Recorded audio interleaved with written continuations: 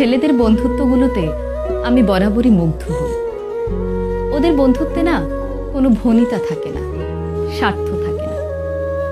গতকাল এক্সাম দিয়ে ফেরার পথে বাসে অনেকগুলো স্কুল ছাত্র উঠল। দেখলাম ওরা একজন আরেকজনের ভাড়া দিয়ে দিচ্ছে, একজন আরেকজনের ব্যাগ ক্যারি করছে, একজন আরেকজনকে বলছে, তুই যদি রেজাল্ট ভালো না করিস তাহলে কিন্তু ভবিষ্যতে এমন বাসের হেল্পার হবি। আরেকজন বলছে, আর তুই পানের দোকানদার হবি। ওদের এই খুনসুটিগুলো দেখতে আমার বেশ ভালো লাগছিল। আমি জানি না সামনের কিছু বছর পর ওরা কে কোথায় থাকবে, কার জীবনের মোড় কোন দিকে ঘুরে যাবে। তখন হয়তো এদের মধ্যে কারো কারো বন্ধুত্ব ভেঙে যাবে, আবার কারো বন্ধুত্ব অটুট থাকবে আজীবন। তবে ওদের এখনকার যে বন্ডিংটা, এটা দেখে আমার খুব ভালো লাগলো।